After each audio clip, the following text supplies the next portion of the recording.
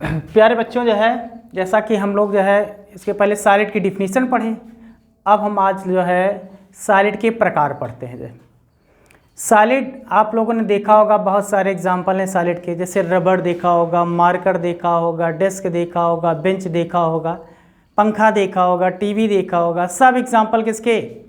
Solid के। लेकिन solid की परिभाषा में हमने आपको बताया था जो है कि इसका आयतन और आकार दोनों निश्चित होता है। तो क्या रुई का भी आकार निश्चित है? तो क्या रुई का भी आकार निश्चित होता है? रुई को अगर हम दबाएं तो क्या उसी आकार में रहता है? नहीं ना, परिवर्तन होता है। शर्ट का कपड़ा है, अगर आप जो इसको पकड़ते हैं तो ये दब जाता है, सिकुड़ जाता है, तो क्या ये भी आकार में परिवर्तन हो रहा है? इसका मतलब सॉलिड को हम जो है कैरेक्टराइज्ड करेंगे, सॉलिड को हम डिवाइड करेंगे, बांट सकते हैं। तो सॉलिड जो आपका जो क्रिस्टल दिखता है, कोई क्रिस्टल कोई ठोस पदार्थ दिखता है, उसकी संरचना तो ऐसी होती है। ये आपके सॉलिड की संरचना दिख रही है। अभी आगे आपको जो हम इसके बताएंगे। तो जो अणु परमाणु तथा आयन बंधे हैं आपके, इसी कोनों पर जाकर के बैठे हुए हैं, फिक्स्ड है। अगर ये इधर से उधर डिस्मैच हुए जो है, कहीं जिगजैग हुए, जान लेना जो है कि वह टाइप आपका जो है अक्रिस्टलीय ठोस कहलाता है। उसको हम एमार्फस सॉलिड कहते हैं। लेकिन अगर वह अपने स्थान पर फिक्स है, इधर उधर नहीं बदल रहा है, तो उसे हम क्रिस्टलीय ठोस कहते हैं। तो क्रिस्टलीय ठोस को हम डिफाइन कैसे करेंगे यार? एक लाइन छोटी सी परिभाषा में बता सकते हैं कि ठोस का वह प्रकार जिसमें उसके अवयवी कण, अणु परमाणु तथा आयन, ठोस का अगर उसको हम परिभाषा में लिख लें तो ऐसे हम परिभाषा बना लीजिए यार, किसकी? क्रिस्टलीय ठोस का। ठोस का वह प्रकार जिसमें उसके अवयवी कण, अणु परमाणु तथा आयन की ज्यामितीय व्यवस्था निश्चित होती है, उसे क्रिस्टलीय ठोस कहते हैं।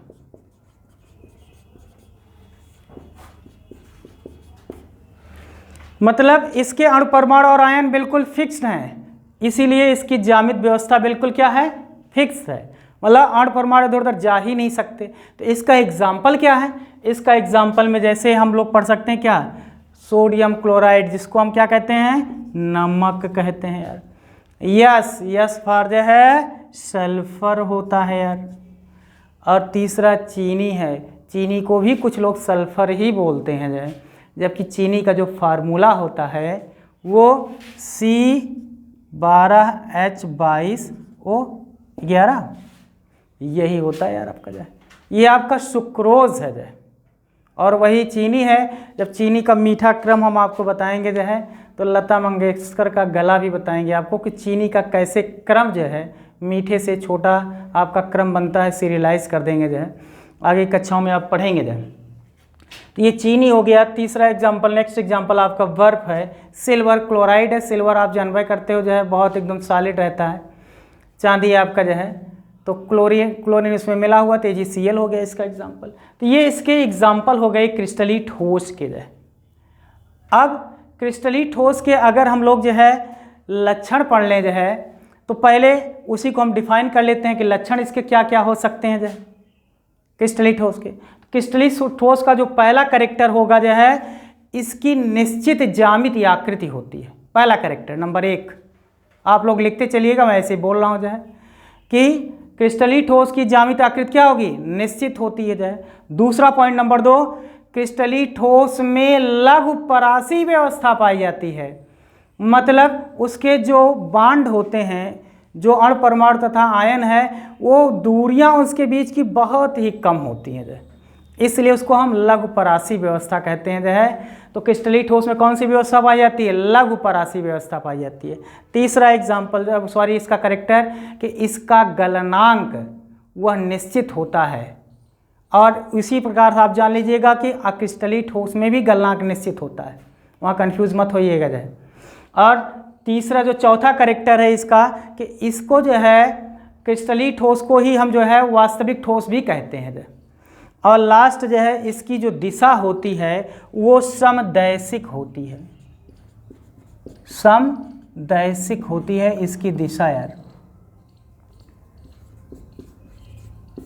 समदैशिक मतलब ये एक दिशाओं में ही बांध रहते हैं, जिस दिशा में है उसी में चलते रहते हैं। तो ये करेक्टर आपका किसका हो गया?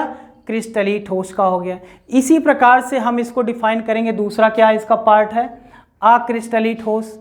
तो अक्रिस्टलीय ठोस को अगर हम डिफाइन करें, एक परिभाषा में लिखें तो कह सकते हैं ठोस का वह प्रकार जिसमें उसके अवयवी कण, अणु, परमाणु तथा आयन एक निश्चित ज्यामिति में नहीं होते हैं, उसे हम अक्रिस्टलीय ठोस या एमार्फस ठोस कहते हैं।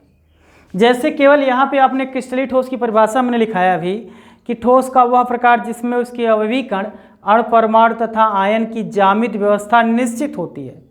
इसी का जस्ट अपोजिट है क्या आपका अक्रिस्टलीय ठोस। तो निश्चित के आगे निश्चित नहीं निश्चित कह देंगे तो इसकी डिफिनीशन बन जाएगी। एक परिभाषा पढ़िए, दूसरा आपको गिफ्ट में मिल जाएगा, एक के साथ एक फ्री ऑफर चल रहा है ना। तो दोनों आपका एक साथ चल जाएगा, याद हो जाएगा। और इसका करेक्टर जो है, जो अभी हमने आपको बताया, उसी का अपोजिट लगभग एक करेक्टर भी होता है। करेक्टर ये आपके सामने लिखा हुआ है, जैसे कि लिखा है कि इसकी अक्रिस्टलीय ठोस की इसकी निश्चित ज्यामिति आकृति क्या होगी? नहीं होती है यार, फिक्स नहीं रहता ना, बदलता रहता है। और इसमें दीर्घ परासी व्यवस्था पाई जाती है, मतलब इसके जो अणु, परमाणु तथा आयन रहेंगे कहाँ रहेंगे? दूर दूर रहेंगे जो है। इसका गलनांक क्या होगा? निश्चित होता है यार जो है। और इसी को हम क्या कहते हैं? वास्तविक ठोस भी कह सकते हैं। जैसे एग्जाम्पल में आप देखते हैं कांच है, इसका रबड़ है, प्लास्टिक है, ये आपके एग्जाम्पल हो गए अक्रिस्टलीय ठोस के एग्जाम्पल हो गए। एग्ज़ाम में बोर्ड में आपका एक क्वेश्चन आता है इसमें का भी जो है कि क्रिस्टलीय और अक्रिस्टलीय ठोस में अंतर क्या है। पहले आप इसको स्क्रीनशॉट ले लीजिए।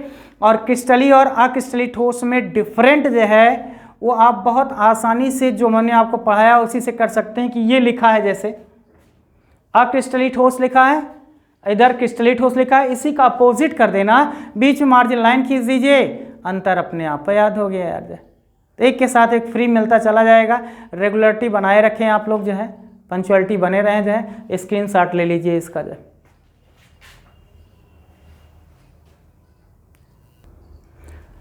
ले लिया बच्चों ने स्क्रीनशॉट। देखिए बच्चों जो है ये क्रिस्टलीय और अक्रिस्टलीय ठोस हो गया, और आपके छोटे छोटे वीडियोस बन रहे हैं जो है।